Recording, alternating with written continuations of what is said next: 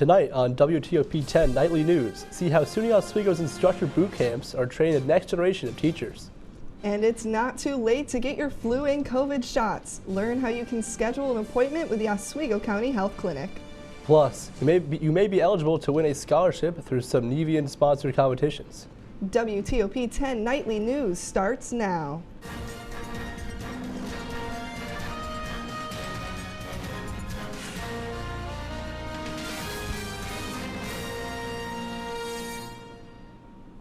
Good evening and thank you for joining us. I'm Casey DeSalle. And I'm Gabriella Gatella.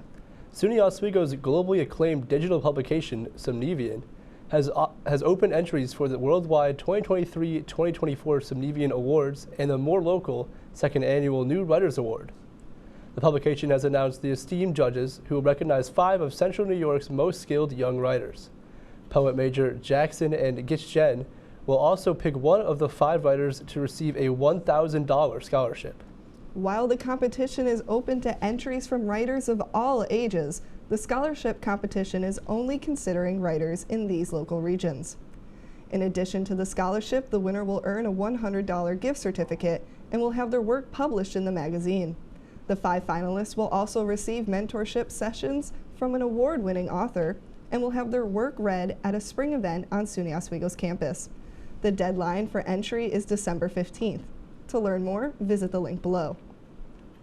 Compass Federal Credit Union is partnering with Oswego County Opportunities and Human Concerns Corporation to kick off the holiday season with a toy and food drive. All new and unwrapped toys that are donated to Compass FCU locations will be distributed to families in need in Oswego County. Those who have toys to donate can be dropped off to the credit union's offices in Oswego and Fulton. A final collection will take place on December 15th. The holidays can be an especially hard time for those who are experiencing food insecurity. The Oswego County Health Department partners with the Food Bank of Central New York to host multiple mobile food pantries around the county in December. Anyone in need of food assistance can attend a mobile food pantry to receive a free box of food. There are no income requirements for recipients, although boxes are limited to 1 per household. For more information, call the Food Bank of Central New York at 315-437-1899. With the announced retirement of 2 local prestigious urologists and the increasing demand for urological care, Upstate Urology and Oswego Health have teamed up to provide access to the community. Oswego Health welcomes Isle Cord, a clinical assistant professor in the Department of Urology at SUNY Upstate Medical University. Cord will join more than 270 providers representing multiple specialty services at the new Upstate Urology at Oswego Health. December is here, but it's not too late to get your flu vaccine. The Oswego County Health Department continues its flu and COVID-19 vaccination clinics every Monday and Friday from 9 to 11 a.m. Appointments are required and can be made by calling the Oswego County Health Department at 315-349-3547. The Oswego County Department of Mobility Management, Pathfinder Bank in Oswego, and Community Bank in Pulaski are joining forces to brighten the holidays for our senior communities. On December 9th and 16th, residents of St. Luke, Simeon DeWitt, and Selkirk Landing apartments will be treated to free bus transportation to Lights on the Lake in Liverpool. Both buses are limited to 32 passengers, and residents can sign up in their building lobby. It's the last week of classes here, and it's looking very cloudy and snowy so far. Will that continue into the week? Let's take a first look at your forecast with Storm Team 10 Chief Meteorologist Evan Bedron. Yes, the clouds and the snow will be sticking around. Earlier today, we had some slight flurries and some grapple. And as we went through the afternoon into the nighttime hours, we also saw some sleet. Looking across the state, we're seeing a mix of everything. Up here in the high hills, we are seeing some flurries. And as we go towards western New York, we are seeing some rain. And downstate, we also are seeing some clouds. And as we go throughout the night until tomorrow, you may want to know, do I need to scrape off my cars that have to school and work tomorrow? And you want to build in about 1 to 2 minutes extra for any frost or snow that is accumulated on your car, because we are expecting about maybe a coating to an inch of snow as we go throughout the night and into tomorrow morning. And I'll borrow my forecast coming up after the break. But first, back to the desk. Evan, thank you. December 5th kicks off SUNY Oswego's 2nd instructor boot camp. The program trains professionals from high-demand career fields, such as construction and healthcare, to become instructors in regional high schools, community colleges, and apprenticeship programs to help train the next generation of workers. SUNY Oswego says it is thrilled to lead this regional initiative that helps drive workforce innovation and upward mobility in our region. 4 more instructor boot camps are to come this year, with the next one starting in March. For more information, visit www.oswego.edu. Fulton's Christmas tree lighting ceremony was a great success and had its biggest turnout ever. Entertainment like music, food, and horse-drawn carriage rides brought the citizens of Fulton together to celebrate. Added to this year's tree lighting was a parade of lights and a spectacular fireworks show. And congratulations to Joe Mason Smith, the city of Fulton's first community luminary and lighting tree.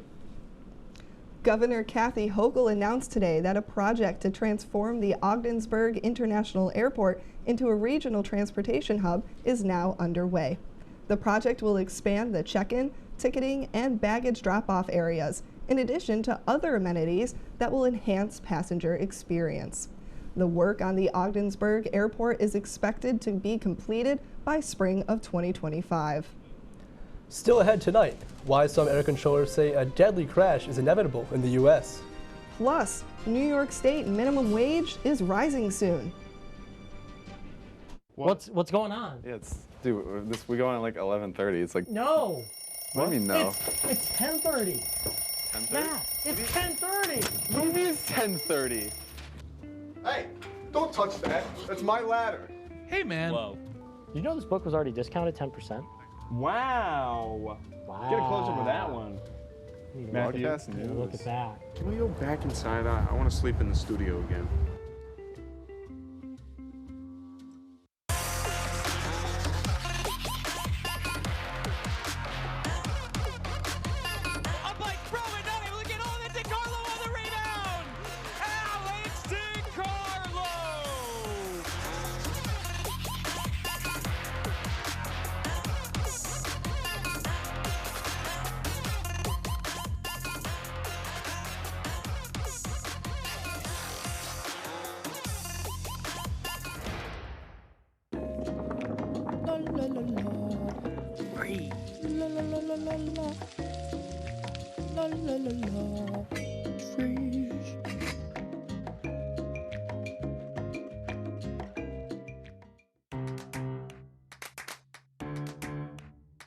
We'll deep dive into our feelings in our Real Talk segment. Stay tuned because it's about to get real.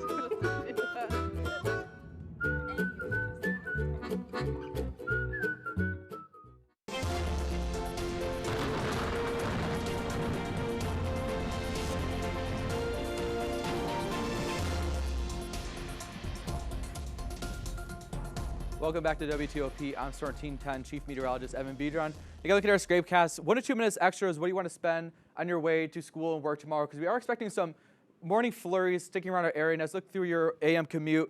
Those flurries will generally be before 8 a.m. Anytime after 8 a.m., you won't experience any snow showers unless you go into high hills towards the Tug Hill and Adirondacks. And as looking at your PM commute, 2 to 4 p.m., you generally should be fine. But as after 6 p.m., then we could expect some more late p.m. snow showers to return to our area, sticking around into tomorrow. And looking at our temperature outlook, while there may be snow tomorrow, our temperatures will be rising as we go throughout the week. Into the weekend, New York overall is mainly going to be rising. Much of the Northeast overall is going to be rising as well. So those snow showers will be going away, but we are going to see some rain showers again return to our area, but at least it won't be as cold as we've been experiencing. And looking at our surface map, we can see that low pressure up here, just north of New York. That's what will be causing much of our unsettled conditions as we go throughout the rest of your week. And as we go throughout tomorrow into Wednesday, those low pressures will start moving out into the Atlantic And over here, this is our low pressure, which will be bringing us a lot of unsettled weather as we go throughout the rest of your week into the weekend, late weekend, towards Sunday. This high pressure, which will be giving us a lot of our warmer, calmer conditions as we go throughout Wednesday into Thursday. Those will be centered around southern Canada and the Ontario region. And this will provide a lot of warmer temperatures, which is why we expected an uptick in those temperatures as you saw in the previous graph. And as we go throughout the rest of your week into Friday, we will see this low pressure all over here, about just above the Midwest United States, and that will generally stick more north, but that warm front right here, this will be bringing us a lot of those warmer temperatures and rain as we go into your weekend. With this high pressure still situated above northern New York, providing a lot of calmer conditions, again, as you go throughout the rest of your week. And as you go through your 7-day forecast, Tuesday, Wednesday, 36 and 33 degrees. Wednesday will be very cold, so I recommend bringing coats out, especially heavier winter coats if you're going off to school and work early in the morning or late at night. Chance of snow on Wednesday, and as we go through Thursday, those snow showers will start transitioning over into rain as those temperatures start to increase. And as we go through Friday and Saturday, as you go closer to your weekend, 47 to 51 degrees, we will be finally reaching over 50 degrees for the first time since meteorological winter hit. And as we go throughout the rest of the weekend to Sunday, again, those rain showers and snow showers will start returning. And as you go throughout the rest of the weekend until Monday, a high pressure will start dominating much of the Northeast and New York State as you go throughout early next week. So those cloudy conditions will return, but those colder temperatures will be staying away.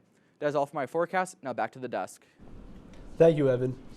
Minimum wage in New York State is set to increase on January 1st. The State Labor Department says the wage will increase to $16 an hour in all areas, south of Westchester County, and wages will increase to $15 an hour in all other areas of the state.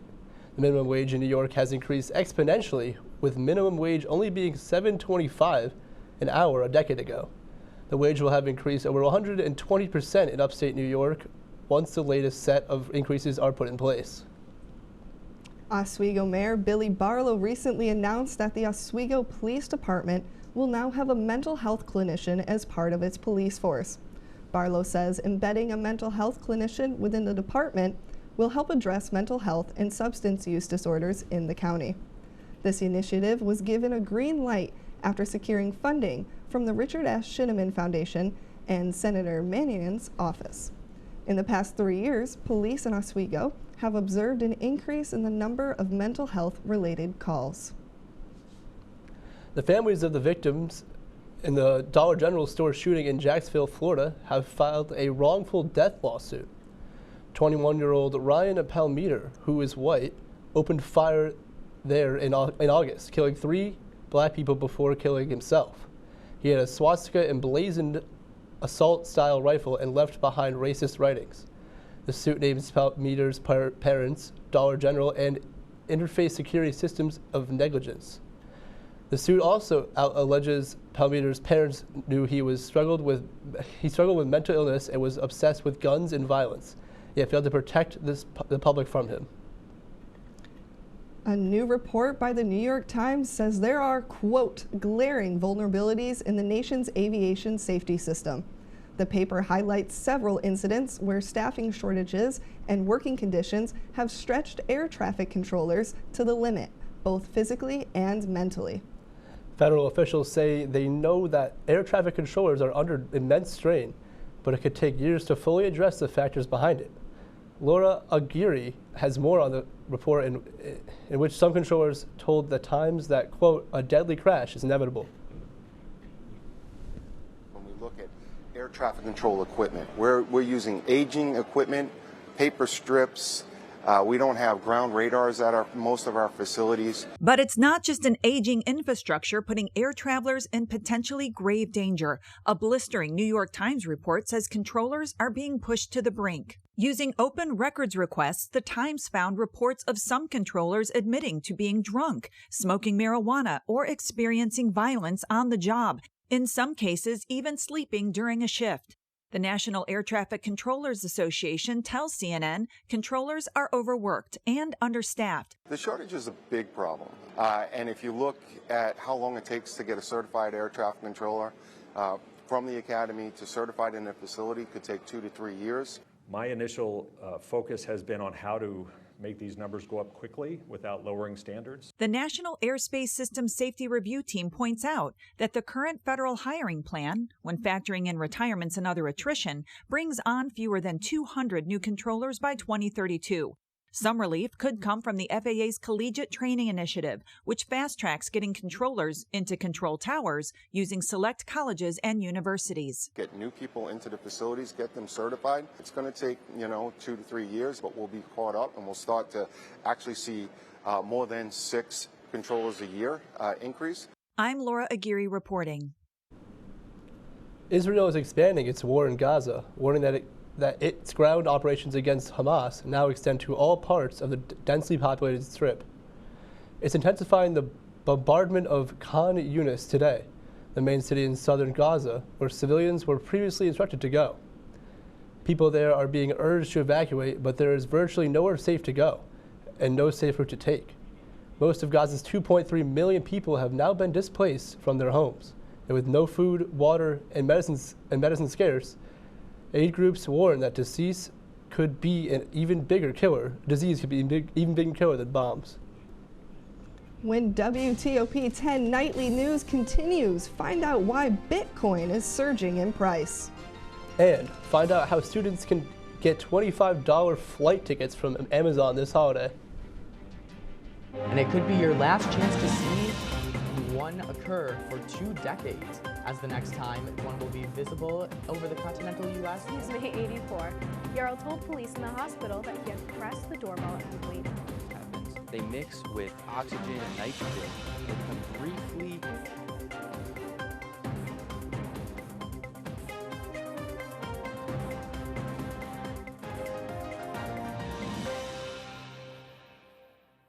What's going on? Yeah, dude, we go on at like 11:30. It's like No.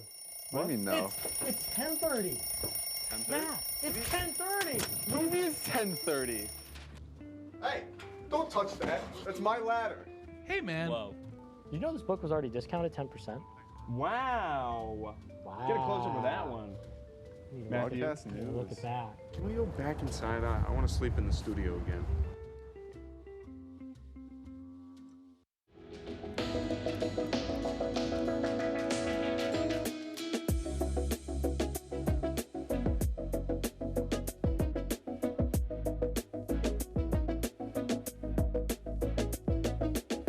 When I was in foster care, I never knew when I would have to move, so I always had my suitcase ready to go.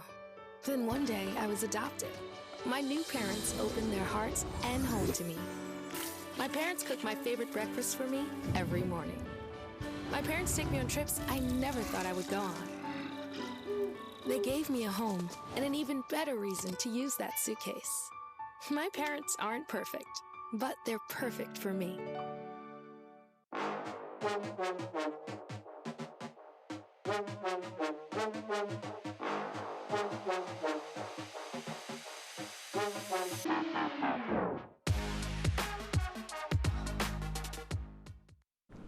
Welcome back and thank you for choosing WTOP-10 for your nightly news. In consumer news, Amazon is helping some college students get home for the holidays. The company is offering 3,000 of its Prime student members domestic flights for the holiday season for just $25. The discounted flights will become available at 9 a.m. Eastern Time Tuesday. 1,000 flights will be offered each day for 3 days. Members who miss out will be able to get a promotional code worth $25 off flights. This past Giving Tuesday's numbers are in, and they appear to be disappointing. Yet, Americans are breaking records when it comes to holiday spending. So why are consumers shopping but not giving back? Jen Sullivan breaks down the numbers and what experts are saying about consumer trends. Americans donating to charities? That appears to be the trend according to this year's Giving Tuesday numbers. Giving Tuesday CEO saying this: "We are concerned to see a decline in participation in line with giving trends from the past year. Data shows roughly 34 million Americans participated in Giving Tuesday. And while that sounds like a lot, It's actually a 10% decline from last year, the CEO said. To put that in perspective, more than 200 million Americans shop between Thanksgiving, Black Friday, and Cyber Monday, according to the National Retail Federation. So the decrease in the number of donors isn't because Americans are tightening their wallets. Consumers are thinking about their wallets very differently. Holiday spending is surging. Black Friday and Cyber Monday sales broke records this year. Adobe Analytics says $9.8 billion were spent online on Black Friday. That's up 7.5% from last year. In Cyber Monday, sales were even stronger, $12.4 billion, up almost 10% from last year. So clearly Americans are spending, but this year experts say shoppers are being more specific about how they spend. They're buying things they really care about. So rather than buying 10 t-shirts, they're buying the 3 shirts from the brands they really care about. While inflation is cooling, the Federal Reserve has raised interest rates at their fastest pace in 4 decades. Because of that, it appears Americans are being picky about purchases and spending. For Consumer Watch, I'm Jen Sullivan. The price of the world's most popular cryptocurrency has rallied to its highest level in 18 months. Bitcoin has soared above $40,000 on Monday. It's now up 150% for the year. However, the price still remains far from its historical high in November of 2021 of $69,000.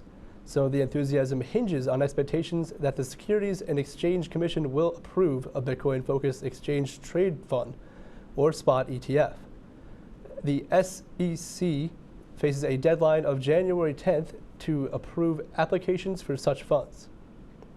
This past weekend was full of wins for SUNY Oswego sports teams. Owen Miles gives us a full report coming up. Owen, can you give us a quick preview? Coming up in sports, it's been a great weekend to be an Oswego Lakers fan across all of sports. We'll get into that and more after the break.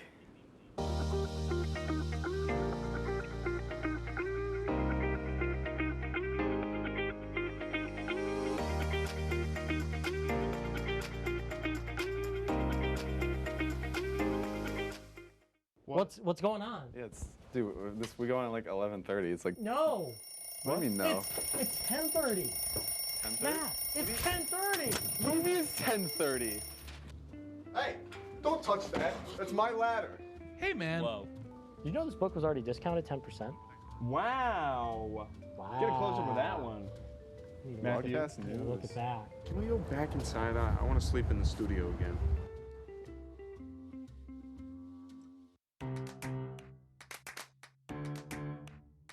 We'll deep dive into our feelings in our Real Talk segment. Stay tuned because it's about to get real.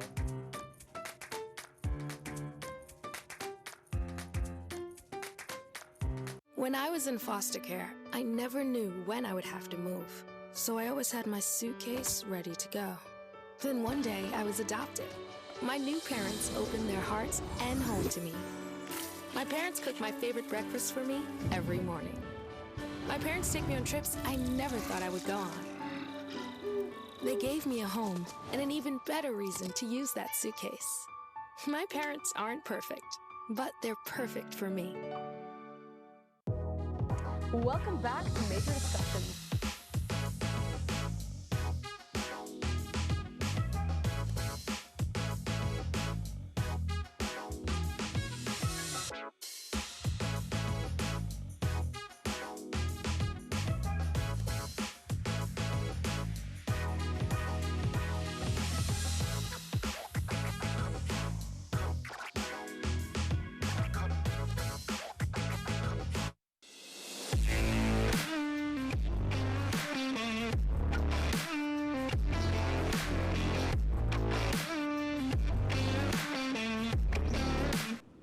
Hello everyone and welcome back to WTOP-10 Nightly News. I'm Owen Miles and this is your Monday Night Sports Report. The men's hockey team pulled off a big upset this weekend as they topped the #1 ranked Plattsburgh Cardinals 5-3. The Lakers had the lead at the end of the first period courtesy of Shane Bull with an assist from Tyler Flack. The rest of the game would see a ton of action with both teams scoring left and right until Thomas Rocco sealed it for the Lakers when he scored on an open net with a minute left. The Lakers returned to the Deb this Friday to face off against SUNY Cortland on Friday night. Now over from the ice to the court. The women's basketball team also hosted Plattsburgh on Saturday, where they held off the Cardinals 70-54. The Lakers took the lead early in the game and stayed out front for almost the entire game, except for a brief tie in the second quarter. Despite that, it was an offensive shootout throughout the whole contest. They sealed the game in the fourth quarter, scoring 11 more points than Plattsburgh did in the fourth quarter. Oswego won their second straight and will hope to continue that hot streak against SUNY Poly on December 17th. The New York Rangers hosted the San Jose Sharks on Sunday, where the two teams had an impressive performance where they combined for 11 goals. 5 different players put the puck in the net for the Sharks, and goalie Mackenzie Blackwood had 36 saves. For the Rangers, Artemi Panarin scored 3 goals, while Alexis Lafreniere had 6 shots on goal. The Rangers were barely able to nose past San Jose by a final score of 6-5 and continue to lead the Metropolitan Division. Now on to the world of college football. The final 4 teams fighting for a championship have been revealed. On New Year's Day, number 1 Michigan will take on number 4 Alabama, and number 2 Washington will battle against number 3 Texas. Notably missing from this year's college football playoff is the Florida State Seminoles. Florida State went undefeated in 2023 and beat the number 14 ranked Louisville Cardinals to win the ACC championship. This sparked a ton of controversy, with several experts, including ESPN's Stephen A. Smith, claiming that if starting quarterback Jordan Travis had not been injured in Week 11, the Seminoles would have made it. And now, one of those teams that is fighting for a championship is number 4 Alabama. Let's see how that team made it there by beating Georgia. Here we go in Atlanta. Here we go with Georgia, passing it off to their running back, and he gets room on the side, gets in for an easy touchdown for Georgia to start out the game. Milton, you see just that easy hole there. Great job by Georgia's offensive line for Milton to go in and score that game touchdown. Now here's a cool story. Will Reichard now holds the most points in college football history, as you are about to see here, 533 career points in FBS history. Here we go. Here's Jalen Milroe, barely getting that pass off, but here he goes off to his wide open running back, who just comes in for a touchdown. No competition for him, as yeah, there's just no coverage in that secondary on Georgia. Very, very big error on Georgia's part. Here's Georgia again. You think they're going to make it? Nope, doink. And that will not be good for Georgia in the long run, as it would often lead to their loss. And now here's Milroe again for Alabama. On 4th and 4, gets a huge conversion to Isaiah Bond, and Isaiah Bond, with that massive conversion, was basically what led to the end of this game. Milroe passing to the end zone to wide open Jermaine Burton, and that will be another touchdown for Alabama. Bama moves on to the college football playoff with that win against Georgia. Now anyway, back to you guys at the desk.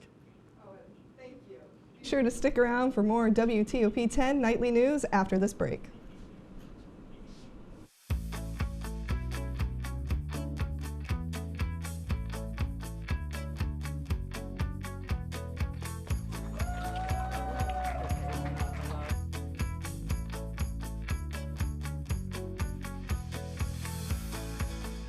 Jill told me it was Kitty from Glee. Yeah, what is it? It's Al Roker.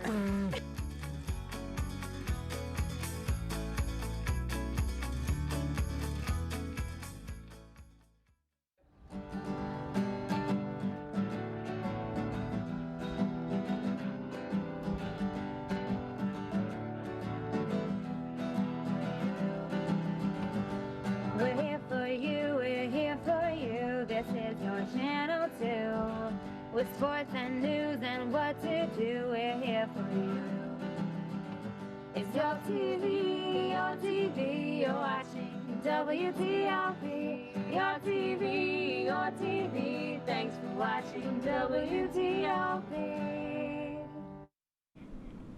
That's been our report for tonight. I've been Gabrielle Legatella, and this has been my Monday Night News Cruise. Hope to see you next semester for more WTOP-10 Nightly News. Thank you for watching. We'll see y'all later. Have a great night, everyone.